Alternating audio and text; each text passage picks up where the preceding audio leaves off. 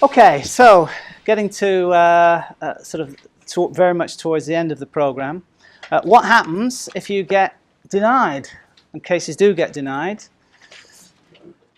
Well, cases get denied for a number of reasons. Firstly, because they're fatally flawed from the outset. That is, these things should never have been submitted at the get-go. Things are just not there that need to be there so that approval can be expected. Cases get denied because they've been poorly prepared and there hasn't been the analysis as to what's actually required for approval, or they haven't understood the difference in the context of employment visa applications, that there's a difference between a case you need to argue and a case that is just administrative. People get denied because they haven't taken seriously the process. They haven't submitted critical paperwork. They get denied because the Immigration Department have asked for stuff and hubris has crept in and said, oh, I'm not going to do that. I don't want to submit this financial information. It's confidential. I'm not going to do that. Don't want to do that. I always say if the Immigration Department ask for it and you want the approval, you've got to give it to them. And another reason why cases get denied is because they've got a negative prior history. They've been caught breaching their conditions of stay previously, and the Immigration Department just don't want anything to do with this applicant. So these are the reasons why they get denied. So the first thing that you do is to go back to the Immigration Department and request a reconsideration. Now, reconsiderations, like all appeals, are an uphill struggle. Quite often you're just swimming against the tide. I'll tell you frankly, the Immigration Department get it right the vast majority of the time. They really do. Sometimes they get it wrong, and when they get it wrong, you've got to go for it. And I'll give you an example in a minute where they got it wrong. Then, in terms of trying to understand what's going on, you'd have a conversation with the officer and see if he or she is prepared to give a little bit of information as to, why they've had a problem with it. It just depends on the officer. You can then apply for a copy of the file, which comes redacted under the data privacy rules. You can glean a sense of what might be going wrong there. As I say, respectfully interrogate the officer to see if they will give us information. Actually, this is not true. So I need to remove this from the slide. You can't get a visitor visa extension any longer whilst the Immigration Department are considering your reconsideration. You have an expectation that you're going to leave and come back once you're approved. So that's how you go about approaching the reconsideration exercise.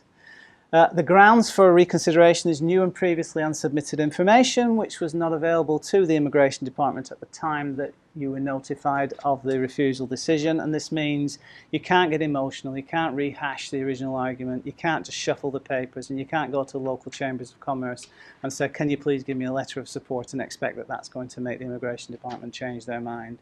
There has to be something really profoundly going on. You've got to have a rock solid argument. Make sure the Immigration Department know everything that they need to know. So this means deducing significant new information which adds weight to the original application, or these new facts that have come to light since the application was refused. And of course, you have to submit comprehensive documentation in support of this. Reconsideration applications are taking a long time these days. If you're not much in a hunt, the Immigration Department will basically come right back straight away within 30 days and tell you forget it. They won't use that language, but they'll tell you forget it.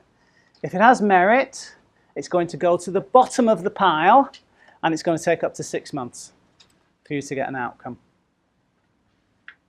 So it's a hard slog. Reconsiderations are a real hard slog. Lots of information about reconsiderations on the handbook. Yep. Because it says 6 to 16 weeks. It's changed. Oh, Good change. yeah. Change.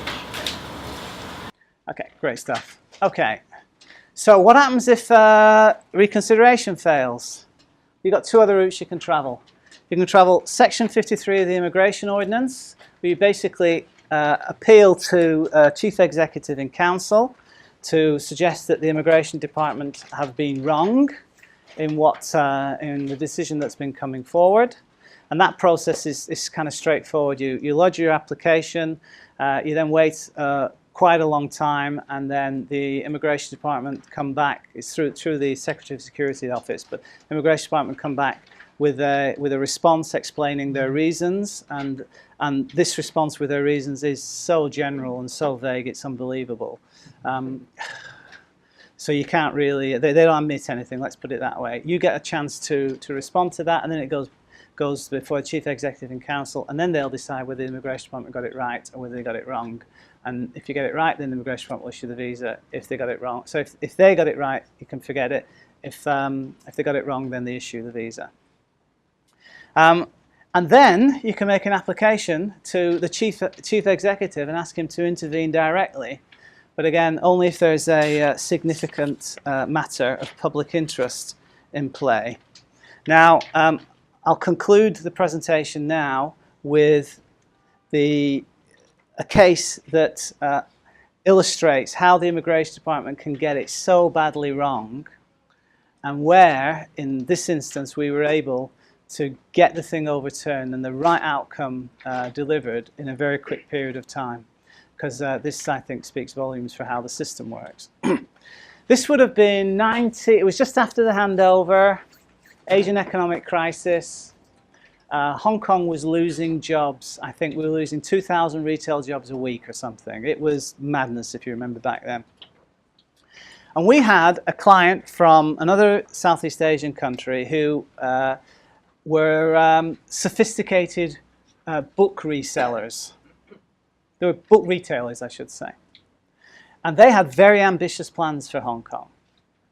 And in their own country, they had devised a way of retailing books that was quite interesting and unusual. See, because what they did was they educated everybody who worked in the bookshop to such an extent that they could talk knowledgeably about the books that they were responsible for in the section of the bookshop. So if you had a staff member who was perhaps a graduate of, say, architecture or construction or design or something, they would hire this person to be a book retailer, and he would effectively know all the subject matter, and part of his job was he had to read one book a week so that he knew effectively what these books contained, so that when customers came in, he could talk knowledgeably about the books and explain what was what. And it was a really interesting way. This was the 1990s, right? So 15, 16 years ago. It was a really interesting way for them to retail books. And they had plans to open, I think, 6 outlets. One had already been open. One was in the process of being opened, and negotiations were underway for the other sites. And they had a local team here that was responsible for administration and HR, and they submitted an application for one of their managers from another country to come in and to be a bookseller, because that was the term that the brand had developed for what these people did. Previous applications apparently hadn't been refused. But in this instance, the HR staff member had put this application forward as a bookseller, and the immigration office that received it, the team that received it, said, no, there's no shortage of booksellers in Hong Kong. This is a retail job. So they came to us and said, what do we do about this? This is ridiculous. We can get this fixed. So reconsideration, tell the whole story, everything, all the arguments in place. 2 weeks later, refused. Why? So one more time, back at it again, all the rest of it. Meantime, the CEO is coming and he says to me, he says, this is ridiculous. He said, I've got big plans, this is a big investment. I've got this other facility now where books are piling up, I've got staff that can't be trained. How am I supposed to open in time? I'm going to pull my investment from Hong Kong if I can't be certain that my people that are going to manage this investment for me can be brought into Hong Kong. What do we do? I said, well, look, frankly, the only thing we can do is to apply to the Chief Executive and say, ask the Chief Executive to wake up, right? We're losing all these jobs, and these guys are going to create like 150 jobs or something over the course of the next 6 months. Why would you get locked into this idea of a bookseller and refuse this stuff? So we sent a fax to the Chief Executive, it was 1 page, explain what the problem was, file reference number. I got a call the next day from the same immigration officer asking for 3 or 4 more pieces of information, and the day after that, he got approved subject to business review after 6 months, and then it was done. So they really good example of how the Immigration Department can really get it right the majority of the time, but sometimes get it so wrong it's ludicrous. And then how you actually have an opportunity to appeal to the Chief Executive and get a result. And that's certainly what happened to us. And I think with that, we're all done.